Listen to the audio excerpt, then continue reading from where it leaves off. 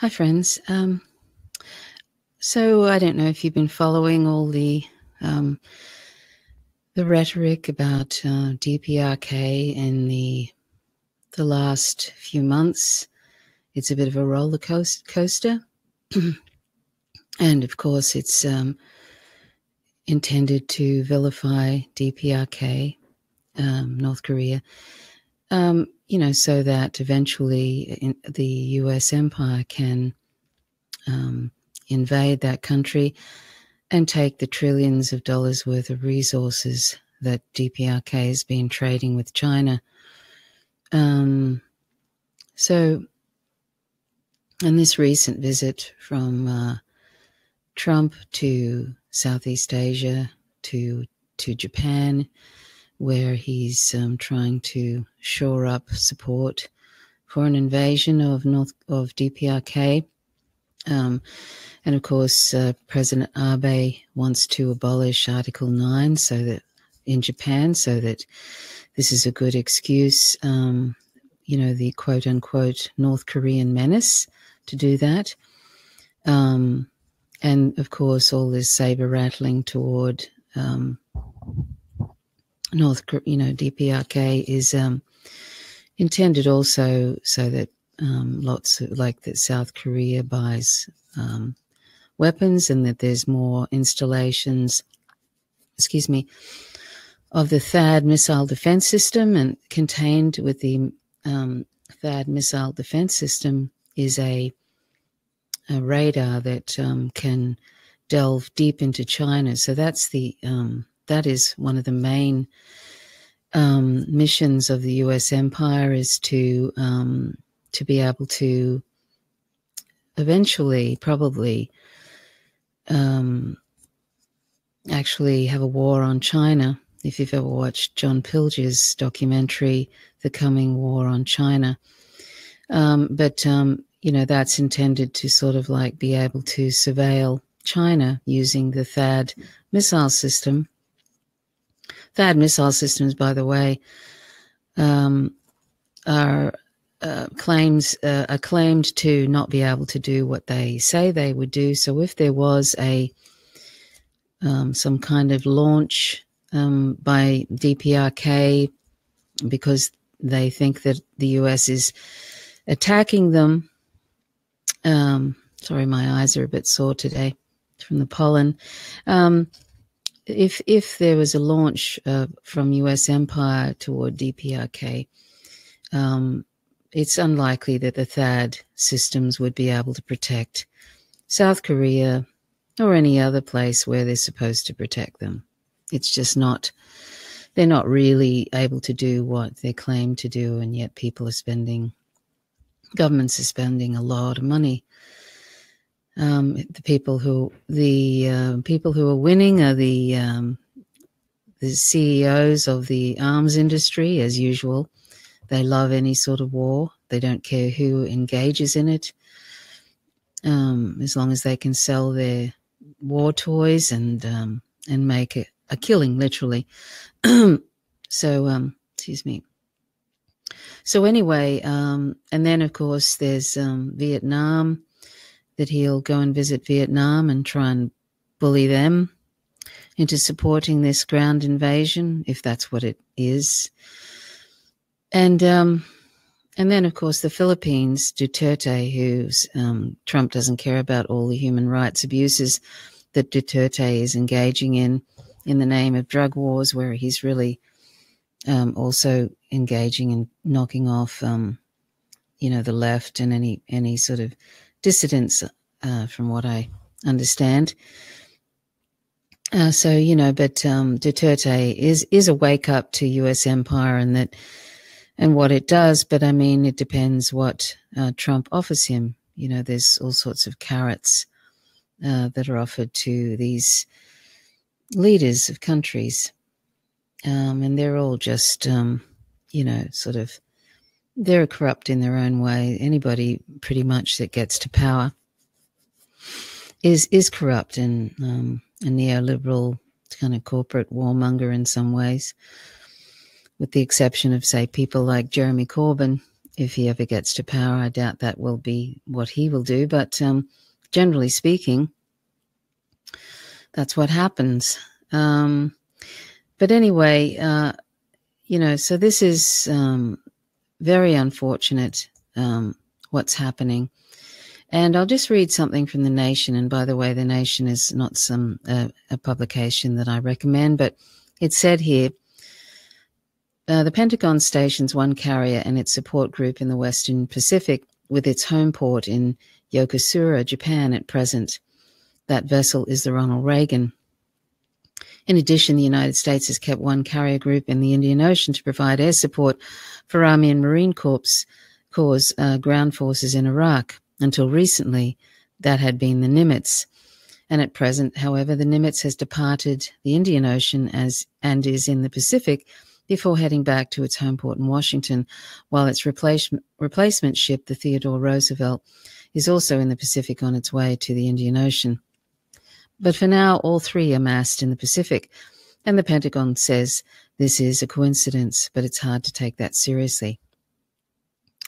So, all these large carriers are all sort of congregated in that area.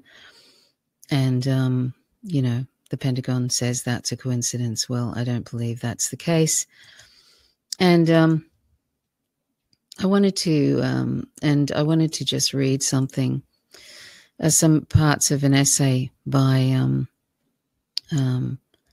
an American political commentator, and it's Dr. Mark Masson from California, and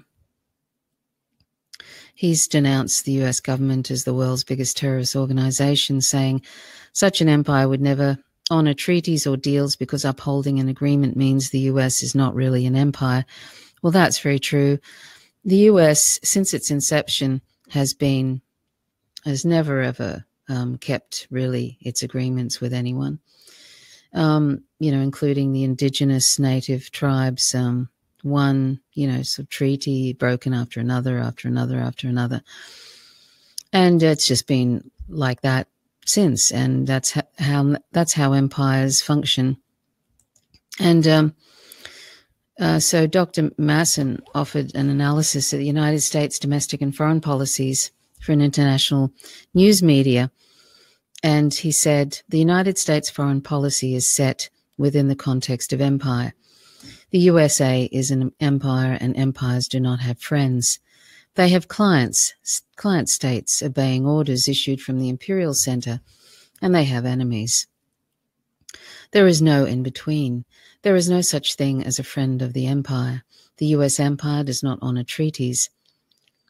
The American empire has a rotating imperial ruler called a president. Some are imperialist light, whereas others are imperialist heavy. This was true of Rome and the British. It's true of the USA. The current imperial manifestation under President Trump is characterized by simplistic domestic and foreign policies of doing the opposite of what President Obama did. Yes, empires are capricious. Of course, before I go on, Obama expanded 2 wars to 7. So it'd be hard to actually sort of beat that record of Obama, but Trump is doing, he's doing pretty good so far with his warmongering. And if he invades North Korea, which it looks like they intend to do, both the Democratic Party and the GOP, the DNC and the GOP will be delighted. In fact, Nancy Pelosi was almost salivating. She was so excited when she was talking about how DPRK, North Korea, needs to be stopped, And what that really means is that when they say they have to, the DPRK, North Korea, has to stop its weapons, its nuclear weapons program, that's not going to happen. And they know, the US empire knows that's not going to happen, because it would be an insanity for DPRK to get rid of its nuclear weapons. They've seen what's happened to Libya. They've seen what's happened to Iraq. They see that, if they got rid of their weapons, it would just be the US empire would just go in there and take over. That's the idea. And so they know that it's the only deterrent they have. And, they were invaded by the US in the 50s, and the US killed off a fifth of their population, a few million people, and committed the most awful war crimes, although war is a crime.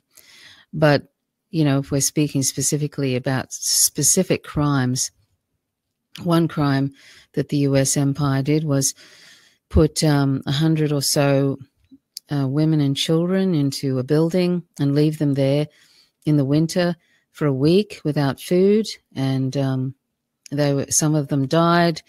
And then the ones that didn't die, they tipped some sort of accelerant fuel, some sort of a petrol or something into the building, and then set the building on fire.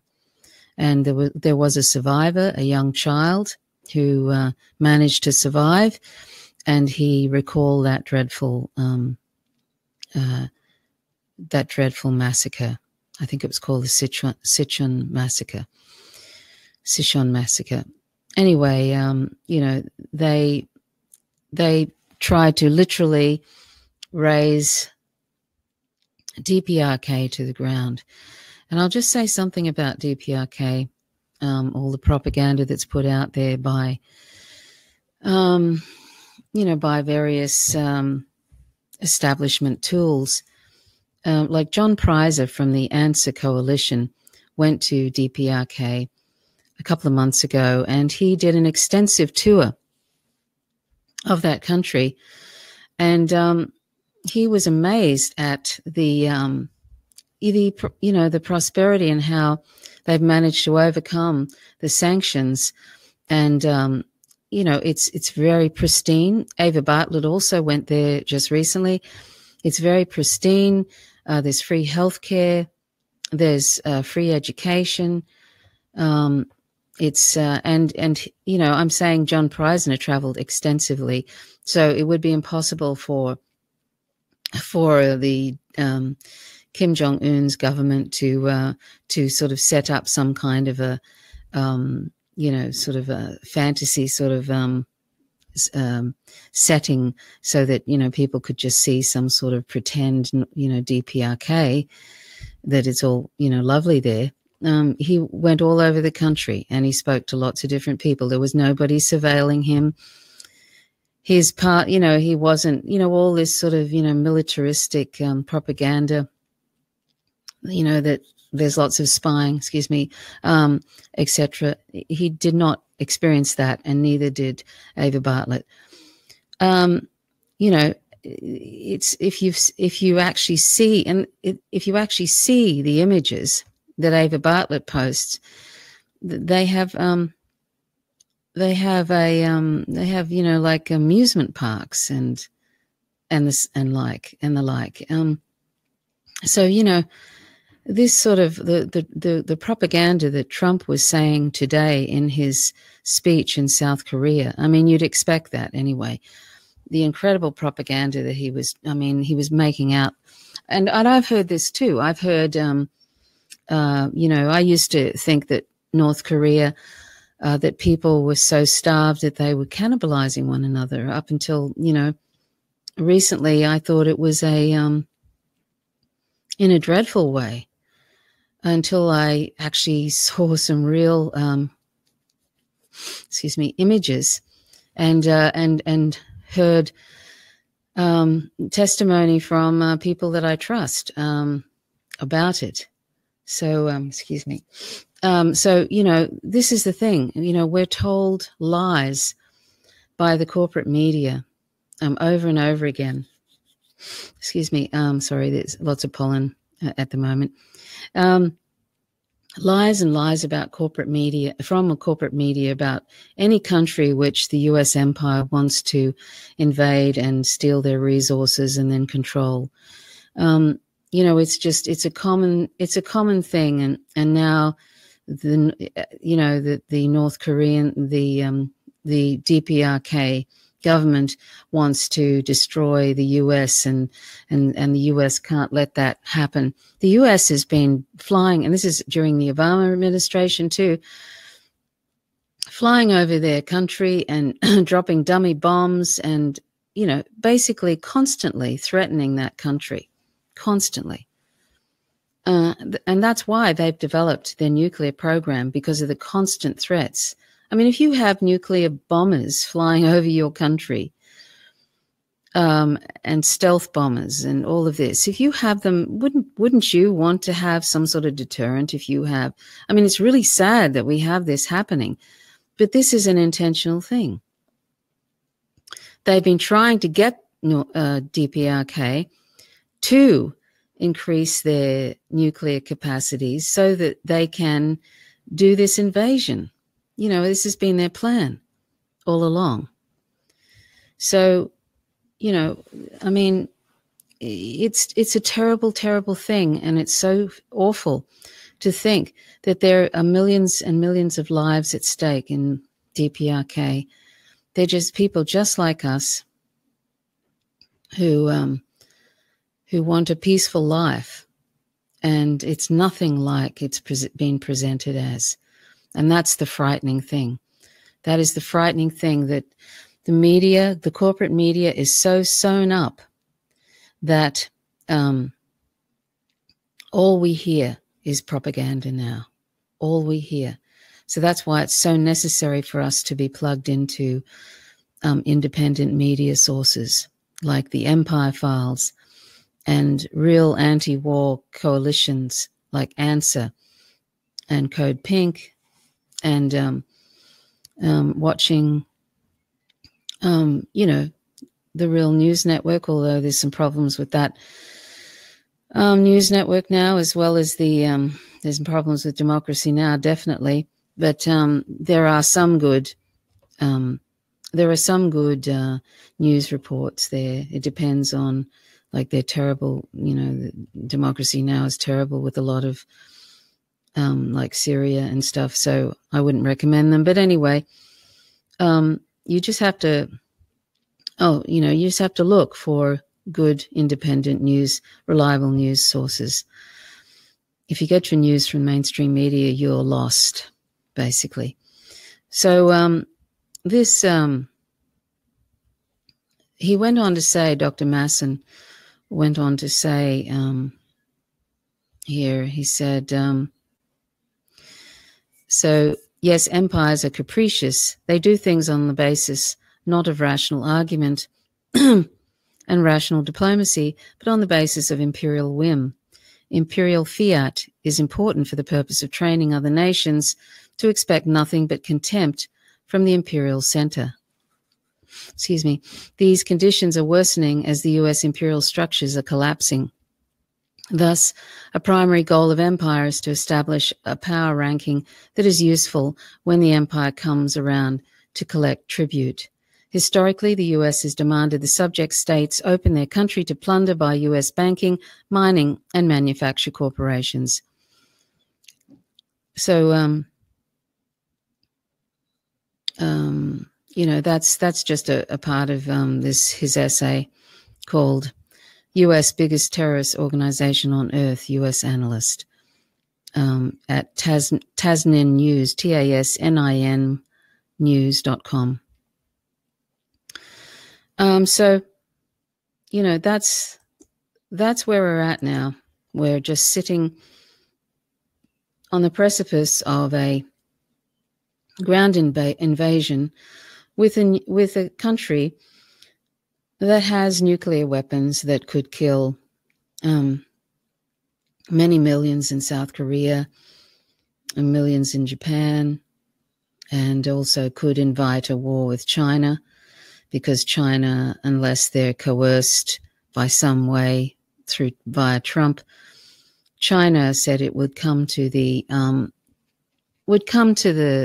help of DPRK if they were invaded. And if China gets involved, of course, Russia will get involved because Russia and China have made an alliance, a very wise alliance against U.S. empire, because they can see what is happening. They can see that the U.S. empire is like an insatiable monster that wants to have full spectrum dominance and just gobble up everything in sight, and by any means necessary.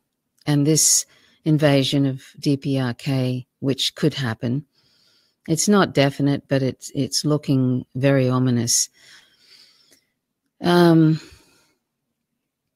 It's going to it's an insane sort of a undertaking, but I think that those in power now they're a sayo short of a packet, as we can say in Australia. They really they're thrashing about like a wounded, for want of a better metaphor, like a wounded animal, and they're trying to take out whatever they can as their empire implodes, as it falls, and it is falling. Anyway, do what you can to speak out against this invasion, because if people just sit back, I'm not saying it won't happen anyway, because these are rulers now.